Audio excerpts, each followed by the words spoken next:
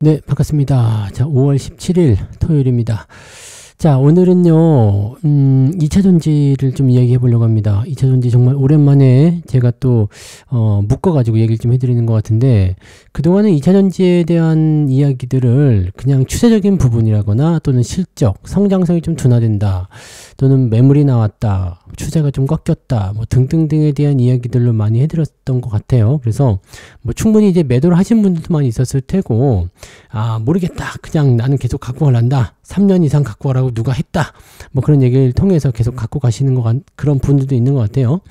자, 근데 뭐, 그때는 이제, 뭐 전기차에 대한 부분들도 이제 시간이 좀 지나면 괜찮아지지 않겠는가. 어차피 전기차로 가야 되는 구간들이다. 뭐 등등등에 대한 이야기를 많이 해드렸었습니다. 그래서 결과적으로 뭐 2차 전지, 전기차의 어떤 미래 이런 부분들은 긍정적인 요소들이 언젠간 나올 것이다. 자, 그래서 뭐 저점을 기다리시는 분들도 계시고 바닥을 잡으려는 분들도 많이 계시는 것 같았는데, 지금 상황을 좀 보니까 이제는 좀 큰일 난 거 아닌가 이런 생각이 좀 듭니다. 자, 2차 전지 기업들이 최근에 대규모 유상증자한 거 알고 계시죠? 네, 그런 부분에다가 지금 LG화학이 2조 8천억 정도 규모의 교환사채 발행을 또 합니다. 그 다음에 미국에서는 IRA가 축소가 되는데 이게 트럼프 행정 정부 내에서 뭐 트럼프 임기가 끝나기까지는 계속 유지가 될 가능성이 굉장히 높고요. 최근에 원자재 가격, 리튬 가격이 또 뭐 변동성을 많이 보이고 있잖아요. 네, 그런 부분들이 아무래도 업계를 더 힘들게 하는 것 같아요. 그런 상태에서 안 그래도 힘들어 죽겠는데 중국 애들이 막 치고 넘어가면서 실컷 돈 들여서 개발해 놓은 거, 야 이제 그거 안 써, 이거 쓴단 말이야. 가격 더 싸게, 더 성능은 또 더 괜찮은 것들로 이렇게 나오고 있는 상황에 대해서 2차 전지가 정말 벼랑 끝에 몰려가지고 대롱대롱 매달려 있습니다. 정말 힘이 빠져가고 있기 때문에 이런 상태에서 억지로 붙잡고 있던 그런 물량들이 터져나와 버리게 되면 감당이 안 될 것 같아요. 그래서 이 부분에 대한 것들을 조금 더 자세하게 설명을 좀 드리려고 합니다. 자, 그러면 이제 제가 준비한 자료를 좀 보면서 이야기를 좀 해보도록 하겠습니다. 2차 전지 업종 전반에 쏟아진 핵심 악재, 이제 악재만 좀 일단 볼 거예요. 왜냐면 악재밖에 없기 때문이죠. 자, 첫 번째, 미국 공화당에서 IRA 세제 혜택을 조기 종료하는 법안 추진한 것. 자, 5월 12일 기준을 봤을 때 IRA 인플레이션 감축법이죠. 기반의 전기차 세액 공제를 2027년에 조기 종료하는 법안의 초안을 제시했다는 거. 자, 요거를 얻어먹고 계속 살았었던 부분이었는데 요것은 전기차에게는 굉장히 큰 악재가 될 수밖에 없겠죠. 왜냐면 전기차의 가격이 올라갑니다. 가격이 올라가게 되면은 일단 여기서는 부담이 생길 수밖에 없는 내용이 좀 되는 거고요. 전기차가 잘 안 팔리면 이제 배터리 업체들 힘들어지는 건 당연하겠죠. 근데 또 한 가지, 첨단 제조 생산 세액 공제라는 게 있습니다. AMPC. 요게 이제 또 하나 튀어나온 거죠. 요게 또 튀어나오면서 무슨 일이 벌어졌느냐. 이게 배터리와 연결된 부분입니다. 네, 한국산 배터리들이 계속해서 혜택을 보고 있었던 이 세액 공제 혜택이었는데 이게 2032년에서 2026년, 즉 내년 말로 종료 시점이 앞당겨진다는 얘기입니다. 이것만 두 개만 보면은 세액 공제, 전기차 세액 공제가 조기 종료되니까 일단은 배터리 쪽이 잘 안 팔려. 안 팔리는 데다가 세액 공제까지 없어져. 자, 악재가 커질 수밖에 없는 상태가 되는 거죠. 자, 그래서 전기차 수요 감소와 배터리 제조사의 수익성 축소, 여기에 대한 부분들이 전기차 시장이 전반적으로 큰 악재가 되었다. 자, 이 AMPC에 대해서 좀 알아보면요. 이 AMPC는 그동안 배터리 셀이나 모듈, 양극재, 음극재 등 첨단 제조 품목에 대해서 생산당 일정 금액에 대한 세액 공제가 있었습니다. 셀은 $35, 모듈은 $10, 소재 원가는 10%의 세액 공제가 있었는데 이번에 공화당에서 내밀은 안을 살펴보니까 26년에 종료가 되는 거 말씀드렸죠. 그 다음에 공제 규모도 축소한다. 자, 중국산을 쓰게 되면은 배제를 강화시켜서 조금 더 강력한 어떤 조치를 취한다. 등등의 이런 요소들이 만들어지게 되는 겁니다. 자, 이렇게 되면은 힘들죠. 네. 중국산 원료 사용 시에는 일단은 불이익을 강화시키겠다는 얘기가 되는 거죠. 뭐 일부 소재들이 있어요. 뭐 전구체라든지 리튬 정제품 이런 것들은 이제 중국산 비중이 높기는 한데 우리나라 같은 경우는 이제 양극재, 뭐 음극재, 뭐 우리나라에서 만드는 제품들은 사실 중국산을 잘 안 쓰죠. 네, 그래서 이쪽 부분에 대해서는 크게 영향은 없을 것 같아요. 근데 감격적인 부분들이 있잖아요. 전구체나 리튬 정제 이런 부분들, 이런 쪽으로는 조금 애매한 내용이 좀 있을 수 있습니다. 그리고 수출할 때 일단은 네, 미국의 세액 공제 여부가 이제 제한이 되기 때문에 여기에 따른 부담감들이 생긴다. 이렇게 되는 거죠. 자, 거기에다가 이제 리튬 가격이 좀 불안정한 요소를 좀 보이고 있습니다. 리튬 가격이 하락을 하고 있다는 거지. 리튬 가격이 하락을 하게 되면 이거 좋은 거 아닙니까? 될 수가 있긴 한데, 문제는 뭐냐? 리튬 가격이 하락하는 이유가 뭐냐? 공급 과잉이 지속되고 있어요. 칠레나 아르헨티나, 말리 이런 곳에서 신규 리튬 프로젝트가 가동이 되고 있다. 자, 계속적으로 이제 납품을 해주는 그런 형태가 나타나게 됩니다. 자, 요 부분이 조금 애매한 게, 자, 물량이 많으면 일단은 공급량이 많으니까 물량이 많아진다 이렇게 보실 수 있는 거거든요. 그러니까 수요가 늘어났을 때 공급량이 증가하게 되면 다 같이 돈을 버는 구조가 되는데, 지금은 수요가 감소하는 상태에서 공급량이 증가해 버리니까 가격은 싸지는데 사실 싸더라도 사서 만들 이유가 없는 거야. 자, 이런 부분이 되는 거죠. 그래서 공급은 늘어나고 있고 수요는 둔화되고 있는 이런 형태. 요걸 봤을 때 가격은 추가적으로 떨어지게 되는 거고요. 그러면 대체적으로 이제 이걸 만들었을 때 더 싸게 들여와가지고 만드니까 좋다? 아니죠. 리튬 가격 떨어지면 다 아는데 이 배터리 가격을 낮춰야 되는 거잖아요. 거기에다가 수요까지 떨어져. 가격도 떨어지는데 수요도 떨어져. 그러면은 수익성이 많이 망가지게 되죠. 전기차 수요 성장률이 예상보다 낮아지고 있습니다. 2024년도 전기차 판매 증가율은 18%, 2023년도에 35%에 비해서 크게 감소하는 모습이 나타났고요. 이것은 이 리튬의 수요 감소로 이어지게 된다라는 거가 되는 거죠. 자, 여기다가 새로운 배터리가 등장했어요. 나트륨 이온 배터리. 자, 이 얘기 많이 들으셨을 거예요. 중국의 CATL 등 주요 배터리 업체들이 나트륨 이온 배터리 개발에 박차를 가하고 있다. 나트륨 이온 배터리는 리튬보다도 저렴한 나트륨을 사용하게 되고요. 고온에서도 안정적인 성능을 보이는 장점이 있다. 또 한 가지, 네, 제가 그때도 한번 이 나트륨 배터리에 대해서 말씀드린 적이 있는데, 리튬은 한정적인 자원을 이야기하고 또 비싸잖아요. 근데 나트륨은 지구 곳곳 그냥 온 사방팔방에 다 있는 게 나트륨이야. 심지어 우리가 마시는 이온 음료 있죠? 이온 음료에도 나트륨이 들어가 있습니다. 그걸 가지고서 뭘 한다? 배터리를 만든다는 얘기죠. 근데 이게 심지어 또 괜찮아. 성능도요. 고온에서도 안정적인 성능을 보이는 장점이 있다는 얘기죠. 자, 이런 상황이 나오다 보니까 우리는 리튬 배터리 쪽을 중점적으로 하고 있었는데 나트륨이라는 새로운 강자가 등장합니다. 가격 경쟁이 또 커지게 되는 거죠. 그러니까 우리 배터리는 굉장히 힘든 상황이 벌어지게 되는 요소가 만들어지게 된다. 자, 뭐 포스코 홀딩스 같은 경우는 이제 리튬 쪽에 광산, 리튬 호수였죠. 리튬 호수를 가지고 있다 해가지고 주가 그때 엄청 올랐었던 적이 있었잖아요. 근데 리튬 가격이 계속 떨어지게 되면 뭐가 되겠어요? 수익성이 계속 떨어질 수밖에 없는 거죠. 그러니까 리튬을 개발하거나 리튬 쪽에 대한 어떤 투자를 진행했었던 업체들은 네, 꼭 배터리 업체가 아니더라도 상당한 피해를 볼 수 있는 상태가 좀 될 수 있는 요소가 되는 겁니다. 그리고 아예 리튬을 안 써버리는 수가 있죠. 나트륨을 쓰면 되니까. 네, 이렇게 됐을 때 또 얘네들이 주체가 중국이라는 거, 이게 무시 못할 만한 내용입니다. 자, 유상증자에 대한 러쉬. 자, 이거는 저는 이렇게 생각해요. 지금 삼성 SDI나 포스코 퓨처엠 얘네들이 지금 뭘 하느냐, 투자에 대한 목적, 공장을 짓고 설비 투자하겠다라고 되어 있지만 실질적으로는 지분이 희석이 될 수가 있겠죠. 주식이 많아지니까. 그 다음에 수급의 악화 또는 돈이 없다. 네, 돈이 없다는 쪽으로 해석이 될 수도 있습니다. 자, 이게 굉장히 큰 문제예요. 뭐 지분 희석이나 수급 악화 이런 것들은 뭐 그러다 쳐도 네, 돈이 없으니까 유상증자하는 거 아니겠느냐. 니네가 배터리로 돈 많이 벌었으면 네, 그거 벌어먹은 이익으로 공장도 짓고 설비 투자도 확장하고 그럴 거 아니냐. 근데 니네 지금 돈 없는 거 아니냐. 이렇게 나오는 거죠. 그러니까 이런 부분들이 계속적인 어떤 악재 요인으로 작용이 되는 것 같다라고 판단하는 겁니다. 그래서 이렇게 네 가지 부분에 대한 악재 요인이 있었다라는 것을 참고해 주시면 될 것 같아 보이고요.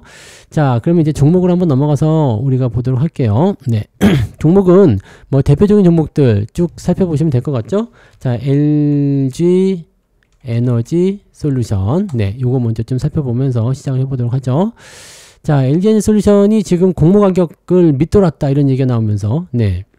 뭐 30만 원 아래로 떨어졌죠. 근데 그래서 뭐 주가가 지금 신저가예요. 신저가고 굉장히 좀 안 좋은 모습이 좀 있는데 요거는 이제 LG화학하고 같이 좀 묶어서 보시면 좋을 것 같긴 한데 일단 네, 요것만 먼저 좀 살펴보게 되면 북미 공장의 투자가 지속 중에 있어요. 근데 얘가 앞서서도 설명드렸지만 보조금 없이는 수익성이 담보되지가 않습니다. 보조금 없었으면 또 적자 10번 뭐 이런 거 있잖아요. 보조금 때문에 지금 흑자 기조를 겨우겨우 유지하고 있는 그런 상태다 이 얘기입니다. 자, 이렇게 됐을 경우에는 네, 부담 요소가 상당히 있을 수밖에 없겠죠.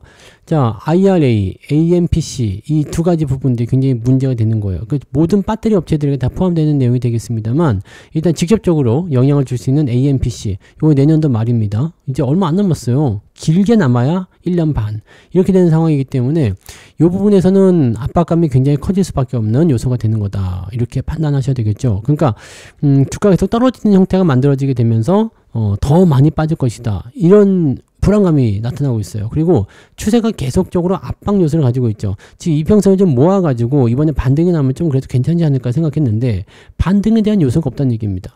잘 풀어줄 수 있는 요소가 없어. 그럼 더 빠질 수밖에 없다는 얘기죠. 자, 이격이 벌어졌기 때문에 기술적 반등은 나올 겁니다. 하지만 추세를 거스르지 못하겠죠. 그래서 이제는 실적에 대한 어떤 그런 불안감, 네, 믿을 수 없는, 네, 신뢰할 수 없는 그런 부분도 생긴 데다가 보조금까지 없어져 버리게 되면 정말로 실적이 좋아질 수 있는 단계로 가기가 어려워질 수도 있다. 이렇게 생각할 수 있습니다. 그러면 지금까지 네, 이쪽에 투자하고 있었던 이 투자자들이 쭉 떨어져 나가는 그건 던지는 거예요. 그냥 계속 떨어지니까 수익성 나빠지고 언제 올라갈지도 모르겠다. 그렇게 되면 던질 수밖에 없는 거죠. 그러니까 LG에너지솔루션에 대한 부분들은 단기 반등은 나올 거예요. 왜냐면 지금 과매도 국면까지 거의 들어왔거든요. 그렇게 되면 단기 반등은 나올 텐데 그 반등을 이용해서 좀 빠져나오는 게 어떻겠는가라고 생각합니다. 뭐 기존에도 계속 말씀드렸죠. 근데 빠질 때 이렇게 주가 떨어질 때 매도 의견을 계속 말씀드리긴 했었는데 저점을 기다리시는 분들이 있었잖아요. 왜냐면 저점 포인트가 지금은 여기 네, 30한 2만원 3만원대에 형성되어 있었기 때문에 요때까지 뭐 불과 뭐 일주일 전 지난주까지만 하더라도 그래도 네, 저점만 잡아주면 올라갈 수 있을 거라는 희망이 있었거든요. 근데 지금은 그게 많이 사라진 상태다 라고 보셔야 되겠습니다. 그래서 LG에너지솔루션은 매도 의견을 보시는 게 맞고요. 자, 여기다가 이제 정점을 찍은 게 바로 오늘 LG화학이죠. LG화학이 네, 16일 어제죠. 네, 어제부로 무슨 얘기를 했냐면 교환사채 발행을 합니다. 얘네들은 양심이 없는 것 같아요. 제가 보기엔. 네. 2조 8천억 규모입니다. 이 교환사채가 2조 8천억 규모로 나왔는데, 이 교환사채에 대한 내용이, 교환사채는 내가 뭐 돈을 좀 달라는 거거든요. 일단 사채거든요. 사채니까 돈을 주셔. 근데 이게 담보로 건 게 있어. 자, 너희들의 돈을 무얼로 바꿔주겠다? 뭘로 바꿔주겠다? LG에너지솔루션을 바꿔주겠다. 이 얘기를 한 겁니다. 자, LG에너지솔루션 내가 이만큼 갖고 있는데 이 중에서 이 정도 부분, 그러니까 지분을 떼어 놓은 거죠. 이만큼 지분을 떼어 가지고 자, 요 덩어리 보이죠? 이게 LG에너지솔루션인데 이걸 내가 네, 여러분들이 돈 주는 거 거기 해 가지고 나중에 뭐 돈으로 받아도 되고 교환사채라는 게 그런 거예요. 이게 원래 그 옵션이 붙어 있는 거죠. 그러니까 사채만 발행하면 원래 아무도 돈을 빌려주지 않기 때문에 예, 회사채 같은 경우는 대체적으로 이렇게 옵션을 붙입니다. 신주인 승권부 사채, 뭐 전환사채, 교환사채 뭐 이렇게 되어 있는데 이 교환사채라는 부분은 이제 돈을 주는 거야.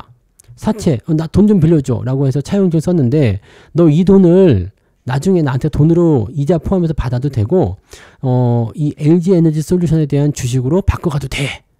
라는 식으로 얘기를 할 수 있는 거거든요. 근데 이게 문제가 뭐냐? LG에너지솔루션의 수익성이 지금 담보가 되지 않죠. 주가에서 떨어지는 상태잖아요. 그러니까 어떻게 돼요? LG화학이 조달할 수 있는 이 투자 규모가 점점 축소되는 상황이 되는 거죠. LG에너지솔루션이 주가가 더 떨어지게 되면 결과적으로는 사채 규모가 쭈그러들어요. 자, 그런 부분이 있는 데다가 LG화학이 지금 그래도 그나마 내가 좀 이거 좀 해 라고 얘기할 수 있었던 이유 중에 하나는 뭐였어요? LG에너지솔루션이 물적 분할 나가기 전부터 LG에너지솔루션이라는 이 배터리 쪽에 대한 그런 부분이 있었기 때문이잖아요. 물적 분할이 되고 나서도 상장이 되고 나서도 상당 부분 지분을 가지고 있기 때문에 가능한 건데 이거를 이제는 어떻게 보면은 장내에서 팔아먹는다 그러면은 작살날 수가 있으니까 교환사채라는 부분으로 해결하는 것 같아요. 사채 돈을 끌어다 쓰고요. 그 대신에 LG에너지솔루션 지분을 줘버리는 거죠. 그러니까 이거를 어떻게 보면은 매각이라고 볼 수 있는 겁니다. 매각. 그러면 이게 상당히 LG화학 입장에서는 LG에너지솔루션에 대한 지배력이 약화되는 거고요. LG에너지솔루션은 주식이 늘어나게 되니까 지분 가치가 희석이 되고 뭐 안 좋은 상황이 되는 거죠.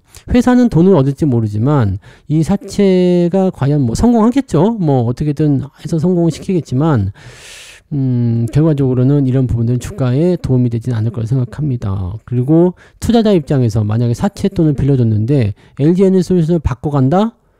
그거 아닐 수도 있잖아요. 왜냐면 주가 떨어지니까. 야, 이거는 내가 손해볼 것 같은데? 네, 라는 생각이 들 수밖에 없겠죠? 네. 그런 부분들. 그러니까 지금 보면은, LG에너지솔루션에 대한 업황이나 어떤 성장성 부분들이 떨어지고 있는 상태인데, 이 상태에서 지금, 교환사채를 발행한다. 시기가 너무 안 좋은 것 같다는 생각이 들어요. 그래서 그런 상황들이 나타나면서 주가를 밀어버리는 형태로 가고 있는 것이다.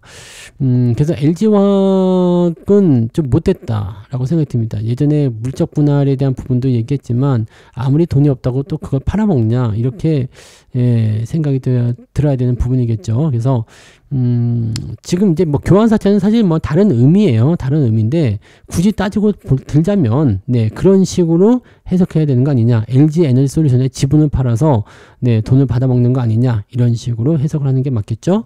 자, 실질적으로 보면은 2023년도부터 외국인 매도가 쭉 떨어져서 사실은 외국인 매도가 지금 거의 그냥 뭐 박살난 수준이다 보시면 됩니다. 그래서 이쪽에는 기대감이 완전히 없다고 보시면 될 것 같아요. 요것도 여러분들 매도를 하시는 게 좋습니다. 물론 이제 2차전지 배터리 이것만 있는 게 아니겠죠. 화학이잖아요. 화학.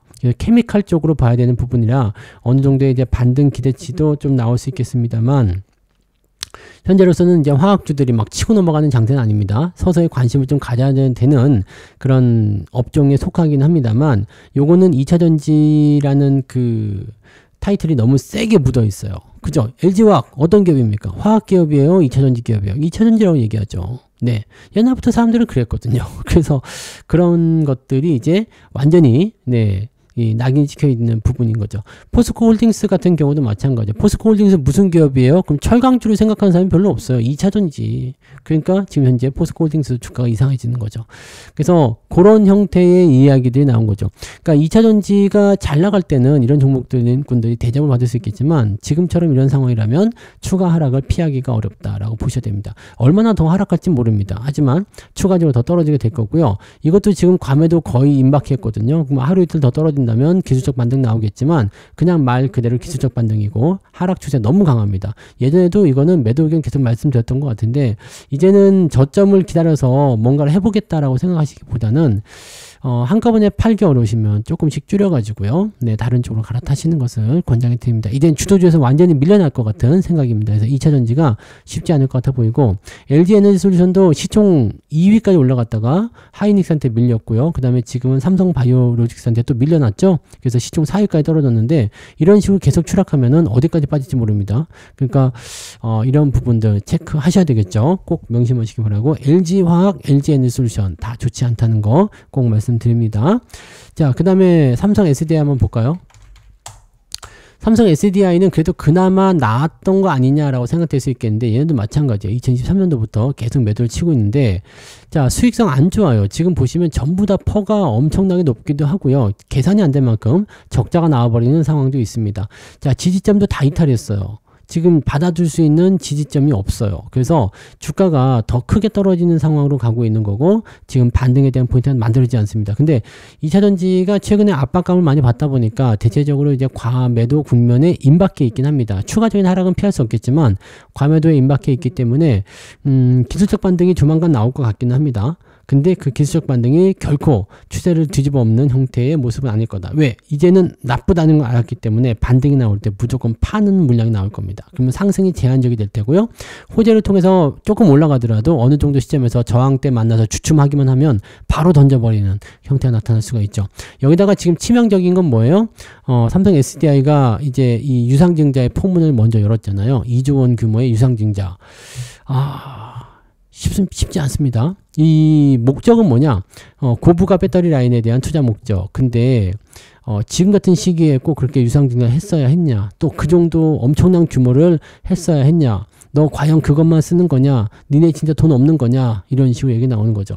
배터리에 사실은 선두주자라고 볼 수 있었던 게 원래는 삼성 SDI였는데 얘가 마탱에 간 지가 오래됐습니다. 그래서 마찬가지입니다. 이거는 매도 의견. 2차전지는 그냥 전부 다 매도해야 되는 게 맞다라고 생각은 일단 해요. 네, 저점을 잡고 나서 다시 한번 생각해라. 일단 팔고 나서 저점 잡고 올라갈 때 다시 생각하는 게 맞는 거지. 지금 같은 상태는 이미 많이 내려왔잖아 라고 생각하시는 분들 굉장히 많지만 이미 많이 내려온 게 아닐 수도 있습니다. 네, 이게 그냥 중간이라면요. 만약에 이게 10만원 아래로 떨어진다면 그때는 정말로 팔지 못하는 상황이 벌어질 수 있거든요. 그러니까 내가 이 종목을 꼭 끝까지 가져가고 싶다라고 생각하신다면 매도한 다음에 반등 잡고 다시 올라오기 시작할 때 그 돈 그대로 놔뒀다가 다시 그만큼 사세요. 그러면 더 많이 살 수 있잖아요. 그죠? 계속 떨어지는 거 붙잡고 있으면 결코 좋지 않습니다. 뭐 삼성전자 같은 경우는 저점이 이렇게 유지가 되잖아요. 그러니까 그런 경우는 나쁘지 않아. 또 업황이 나쁘지 않고 그러면은 어떤 식으로든 올라갈 수가 있는데 이거는 지금 업황이 나쁘죠. 수급도 나빠지고 있죠. 전망도 나쁘죠. 실적도 나빠지고 있죠. 추세도 나빠져요. 그럼 뭐에다가 기대고 있는 건가요? 네, 바닥이 나올 거다라는 지금 그런 부분들이 없잖아요. 그러니까 사실 2차전지 쪽에서는 매도를 좀 보시는 게 맞지 않겠나라고 생각합니다. 네. 자, 두 번째 포문을 열었던 게 이제 포스코 퓨처엠입니다. 마찬가지예요. 포스코 퓨처엠도 일단 추세적인 부분들이 계속 떨어지고 있는 건 맞고요. 여기도 마찬가지죠. 지금 과매도 거의 임박해 있는데 아직 과매도가 들어가지 않았기 때문에 추가적인 하락을 피하기는 어려울 겁니다. 자, 추세도 굉장히 커져 있어요. 근데 얘는 이격이 같이 벌어져 있죠. 네, 이격이 크게 벌어져 있기 때문에 이렇게 되면은 단기적으로나마 반등 포인트를 연결할 수는 있습니다. 자, 근데 요즘에 떨어지는 하락 추세를 보세요. 61선이 계속 압박해서 누르고 있죠. 61선이 계속 압박해서 누르고 있다는 것은요, 수급 주체 자체가 이것을 받아주지 않고 있다는 얘기입니다. 올라와서 팔아버려, 올라와서 팔아버려. 개인들은 속 타는 거죠. 왜냐면 받아주는 세력이 있어야 되는데 그 돈덩어리가 없는 거야. 그럼 올라올 때마다 걔네들이 원래 가지고 있던 것들조차도 팔아먹고 있으니까 누가 받아주겠습니까? 주가가 계속 빠질 수밖에 없죠. 자, 장기 평생 이렇게 크게 무너진 상태에서 이렇게 하락세로 전환이 되면 힘이 굉장히 셉니다. 자, 다만 이 종목은 조금 그래도 기대해 볼 만한 게 뭐냐? 자, 매물대에서 이제 좀 걸려 있잖아요. 이런 상태에서 조금 잘해보면 되지 않을까 생각했었던 부분이 솔직히 있었어요. 근데 문제가 뭐죠? 유상증자를 때려버립니다. 1조 원이 넘는 유상증자를 때리면서 양극재를 확대하겠다 이런 얘기입니다. 그러니까 이런 부분들은 조금 애매한 부분이 좀 되고요. 전구체에 대한 부분들을 중국에서 조금 수입을 하고 있습니다. 자, 근데 아까 AMPC 이야기 드렸잖아요. 중국산 제품을 쓰게 되면 불이익을 당한다. 자, 쉽지 않은 내용이 좀 됩니다. 네. 근데 이제 양극재 같은 경우는 어차피 국내에서 진행하고 있으니까 뭐 크게 문제될 건 아닌데 일부 전구재, 그러니까 뭐 이거는 매출에 큰 타격을 입지 않는다라고 하더라도 뭐 조금이라고 하더라도 영향이 있다라면 그것은 문제가 될 수 있는 거죠. 그러니까 그런 식으로 대응을 좀 해보셔야 되겠죠. 그리고 유상증자 발표 이후에 지금 크게 흔들리는 모습도 나타나고 있기 때문에 뭐 생각했던 것보다 근데 많이 밀리는 않았던 것 같아요. 네, 왜냐면 이제 설비 투자나 이런 쪽은 당연히 필요한 부분이긴 한데 지금처럼 이게 뭐 보통 설비 투자나 공장을 늘리거나 이런 것들은요, 장사가 너무 잘 돼가지고 생산에 대한 어떤 속도가 수요를 따라가지 못할 때, 공급이 딸릴 때 하는 거잖아요. 근데 지금은 공급이 축소되고 있는 상태입니다. 그러니까 공급이 너무 많아지는 거죠. 공급 과잉 현상으로 가고 있고 수요가 축소되는 상황이 있기 때문에 지금 공장을 왜 늘려야 되는 거지? 왜 유상증자까지 해야 되는 거지? 의심이 좀 되죠.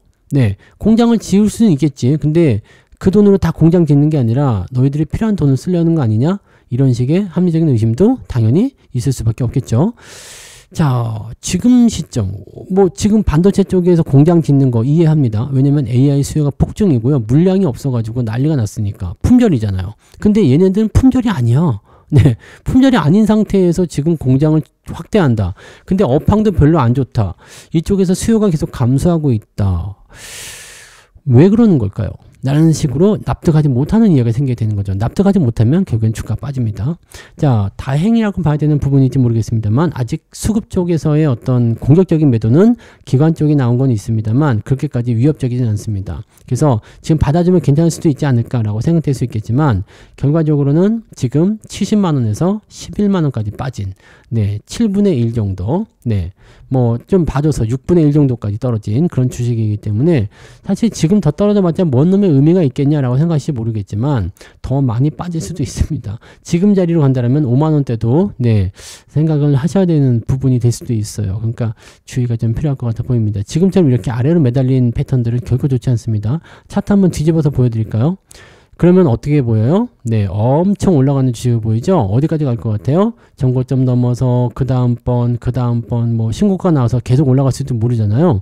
근데 이거는 뭐죠? 뒤집어진 차트라는 거지. 확실히 보이시죠? 추세가 굉장히 강한 종목으로 해석되잖아요. 요거 딱 그대로 뒤집는 거예요. 그러면은 하락 추세가 매우 강하다라고 볼 수 있는 거죠.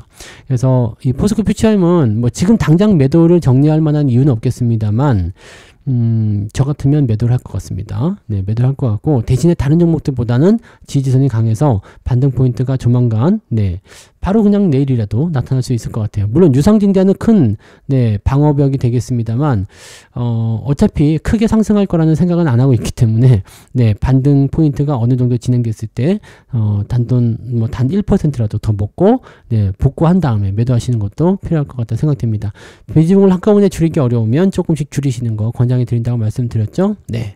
자, 그다음에 에코프로 이거는 뭐 에코프로나 에코프로 BM 마찬가지입니다. 이거는 에코프로 같은 경우는 특히 제가 그때도 말씀드렸을 거예요. 이거는 여기 10만원 깨지게 되면 그 다음부터는 헬게이트가 열린다고 그랬죠. 헬게이트가 열리기 때문에 더 이상은 여러분들 여기서부터는 희망 가지면 안 돼요. 왜냐면 자, 항상 주가가 떨어질 때는 받아서 올려주는 게 있어야 돼요. 그게 지지입니다. 지지라는 것은 매물대가 몰려 있어야 되는 게 나타나는 게 그게 지지선이거든요. 근데 지지가 없으니까 다음번에 매물대가 많이 몰려있는 구간이 어디라고 그랬어요? 여기 매물대가 많이 몰려있는 구간. 이거 가격으로 보면은 이게 2만원쯤 되죠? 그때는 30만원이 넘었던 주식이었고 하니까 2만원까지 간다. 뭐 말도 안 되는 소리 하고 있냐? 이런 말씀들 많이 하셨잖아요. 근데 2만원이 현실로 될 가능성이 매우 높아지고 있습니다. 여기서 매수하신 분들 지금 열받으실 수도 있어요. 무슨 말을 그렇게 하냐? 이렇게 하실지 모르겠지만 현실이 될 수 있는 가능성이 지금 추세가 계속 우하향으로 처박히고 있는 상태에서 이 신저가 계속 나오고 있습니다. 그러니까 뭐 일주일 전에라도 5만원대에 팔았어도 어느 정도 이득을 보고 파는 그런 형태의 느낌인 거죠. 그러니까 바닥을 잡는다라는 어떤 형태의 느낌 자체가 없어요. 그러면 이런 것들은 계속 빠지는 겁니다. 나오더라도 기술적 반등, 추세를 완전히 뒤집어 엎어줘야 돼. 근데 그걸 못하고 있죠. 62선 저항 계속 만들고 있고요. 장기 평선도 그냥 내리꽂고 있는 형태잖아요. 이렇게 되면 지금은 이제 매물대가 있는 곳에서 약간 주춤거릴 수 있는 단계는 2만원대 초중반까지는 밀려야 된다는 거죠. 자, 이 주식을 가지고 있을 이유가 전혀 없습니다. 그 전에도 말씀드렸죠. 뭐 매도 뭐 계속 말씀드렸던 부분이긴 합니다만 지금 또다시 말씀드릴게요. 매도를 보시는 게 맞아요. 더 이상의 어떤 그런 희망적인 요소들이 없다는 걸 꼭 명심하시고요. 대신에 이제 이런 거 있죠. 과매도 들어가게 되면 단기적 반등 나오는 거 있잖아요. 이런 반등은 나올 수 있으니까 지금 라인에서 반등이 나오면 반등을 이용한 매도를 해보시는 게 필요하다. 저점 기다리지 마십시오. 반등, 저점, 뭐 바닥 이런 거 기다리지 마시고 이제 투자할 때인가? 아닙니다. 그런 거 아니니까 대응하지 마시고요. 자, 에코프로 BM 마찬가지죠. 마찬가지입니다. 이것도 지금 여기 보시면 요런 거 나오는 거라고요. 여기 요런 지지. 이것도 봐보세요. 여기 위쪽 라인 때 매물대 있는 지지가 깨져버리니까 그냥 바로 밀어버리죠. 반등 없이 그냥 바로 밀어버리잖아요. 그래서 다음번 지지선 나왔는데 지금 그 자리도 테스트하고 있어요. 여기 깨지면 그 다음번 지지선 어디겠습니까? 그 다음번에는 5만원대 아래쪽이에요. 이것도 무지막지한 거야. 지금 58만원까지 갔던 주식이었는데 이제 9만원에 잡혀있다. 말 다 한 거 아니겠습니까? 반등은 어떻게 보면 빨리빨리 움직일 수도 있어요. 그래서 단기적으로 급하게 올라가는 경우도 있죠. 지금 올해 초 같은 경우도 막 10% 막 이렇게 올라가고 막 급등하는 모습 있잖아요. 이건 다 기술적 반등입니다. 기술적 반등 왜 나오는 거죠? 팔아먹기 위해서. 잘 보세요. 여기 급등하면서 외국인들 팔아먹은 거 보세요. 자, 주가를 올리는 것은 어떤 재료를 갖다 놓고 매수 조금만 해주면 그냥 개인들이 다 해줘요. 이제 바닥이구나, 올라가는구나. 근데 결국에는 지들이 다 팔아먹잖아요. 주가 충분히 올라간다 하면 다 팔아먹어 버리죠. 그럼 남은 건 누구예요? 거기서 다 개인들이 또 사가지고 또 물리는 거지. 근데 이것도 되게 무서운 게 여기가 14만 원입니다. 근데 지금 10만 원이 깨졌잖아요. 그럼 마이너스 30% 이상 나온 거 아닙니까? 이런 식으로 계속 그냥 죽여요. 여러분들이 내려갈 때마다 추가 매수 계속해서 물타기 했다. 고점에서 내려오면 뭐 평단가에서 내려가잖아요. 하지만 아래로 떨어지는 포인트가 계속 생기기 때문에 올라오지 못하기 때문에 결국에는 뭐가 됩니까? 손실이 계속 커지는 거죠. 결국에는 이거를 수익을 바꾸려면 이 저점권에서 비중을 왕창 실어줘야 되는데 한 10배 정도 실어야 돼요. 내가 100개 가고 있으면 한 1000개 2,000개 정도 사줘야지 가격대가 거의 비슷하게 맞아서 단기 만능 때 빠져나올 수가 있는데 이미 많이 사신 분들이 이거 불가능하다는 얘기죠. 네, 뭐 3년 기다리라 뭐 그 얘기를 요즘에도 하시던데 3년이 얼마 안 남았죠. 네, 얼마 안 남았어요. 근데 3년 안에 네, 결코 저 고점 회복하지 못합니다. 네, 계속 하락할 수밖에 없는 내용이기 때문에 이런 내용들은 여러분들이 꼭 알고 계셨으면 좋겠고 절대적으로 네, 주의를 좀 해주셨으면 좋겠습니다. 뭐 금양 같은 경우 지금 거래 정지잖아요. 이것도 말씀드렸죠. 네, 상장 폐지되기 어렵습니다. 왜? 워낙에 많은 사람들이 물렸기 때문에. 그래서 제가 뭐라고 했어요? 개선기간. 그러니까 내년 4월까지 개선기간 부여한다고 되어 있잖아. 근데 개선기간 부여가 이게 해야 한다고 해서 잡을 수 있는 부분이 아닙니다. 그러니까 자 이제부터 장이 막 올라가서 좋은 장이 나왔다라고 한다면 여러분들 나중에 금양이 살아난다고 하더라도 좋은 장 다 끝나고 나서 살아나는 거예요. 기회비용 다 날아가는 거죠. 근데 이거는 지금 거래정지이기 때문에 돈이 묶여가지고 빼지도 못해. 완전히 열받는 상황이 돼버리는 겁니다. 나한테 내가 만약에 1억 원어치 샀다. 그럼 1억 원이 묶여버린 거예요. 이게 무슨 날벼락 같은 일이야 이 말이죠. 그러니까 이런 내용들은 반드시 피해가야 된다는 거. 이런 것들을 여러분들이 쭉 보셔야 돼요. 지금 2차전지에 대한 부분들은요. 그동안 좀 뭔가를 누려왔었던 그런 왕자 같은 그런 어떤 느낌이 좀 있었잖아요. 근데 지금은 여러분들이 절대 건드리면 안 되는 벼랑 끝에 매달린 정말 위기의 주식들입니다. 절대 건드리지 마시고요. 뭐 바닥을 노려서 한번 사볼까, 추가 매수해서 평단가를 낮춰볼까 하지 마시고 지금 현재 조금 큰일이 나 있는 것 같아요. 그러니까 2차전지 쪽에서는 빠져나오셔가지고 다른 종목으로 넘어가세요. 이거는 과거에도 말씀을 드려왔었지만 이번에는 조금 더 진지하게 언급을 해드리고 싶습니다. 그래서 바닥에 대한 포지션을 기다리지 마시고 일단은 난 2차전지를 무조건 해야 되겠다 싶으신 분들도 팔아놓고 바닥 잡은 다음에 그 금액 다시 들어가시는 그런 방법을 취하시기 바라고 계속 붙잡고 있는다고 좋아질 것 같지 않습니다. 이거 단기간에 좋아질 수 있는 내용이 아닙니다. 적어도 한 1, 2년 안에 좋아질 수 있다면 뭔가라도 좀 기다려볼 만한데 지금은 이게 1, 2년 안에 해소가 될 게 아니라 트럼프가 집권하는 동안 한 4년이잖아요. 이제 트럼프 초기이잖아. 트럼프가 지금 집권한 지 4개월밖에 안 됐습니다. 네, 4개월이 채 안 됐어요. 근데 앞으로 3년 8개월 더 기다리셔야 돼요. 물론 대선 기간이 있기 때문에 조금 뺀다 그러면은 한 3년 정도 더 기다린다 칩시다. 네, 3년 정도 더 기다리면 뭐가 될 수 있냐면 그때 바닥을 잡을 수 있다. 그러면 이미 시장의 랠리는 끝났어요. 없습니다. 그럼 뭘 하실 수 있나요? 그리고 바닥을 잡았다고 해서 무조건 주가가 올라가는 거 아니잖아요. 그럼 여러분들 길게는 뭐 10년 또는 뭐 더 이상도 기다려야 하는 상황인데 물론 뭐 그냥 없는 셈 치고 놔둘란다 하시는 분들은 제가 말릴 건 아니겠습니다만 약간의 어떤 네 전환 포인트나 이런 것들이 좀 필요하다 하시는 분들은 비중 축소나 매도를 통해서 다른 전략을 좀 구축하시는 것이 필요하지 않을까라고 생각을 해봅니다. 자, 그래서 오늘 네 정말 큰일 난 것 같은 2차전지 이쪽 부분에 대해서 설명을 좀 드렸고 이 종목군들 그냥 2차전지 관련주들 갖고 계시는 분들은 일단은 매도를 무조건 네 저는 권장해 드립니다. 그러니까 참고하시고 물론 절대적인 거 아닙니다. 제가 가정 방문 해가지고 왜 매도 안 했어요? 막 이렇게 하지 않습니다. 여러분들이 결정하셔야 되는 내용이긴 합니다만 그래도 매도를 조금 권장해 드립니다. 참고하시고요. 바닥 기다리지 마시고 지금 잘 가는 것들 많잖아요. 이제 올라갈 것들 많으니까 그런 쪽으로 조금씩 이동을 좀 해주시면 어떨까 말씀드립니다. 자, 이번엔 좀 진지하게 말씀드렸으니까 많은 분들이 조금 고민을 좀 많이 해보셨으면 좋겠습니다. 자, 오늘 여기까지 하고요. 내일 또 다른 종목으로 돌아오도록 하겠습니다. 즐거운 주말 보내세요. 고맙습니다.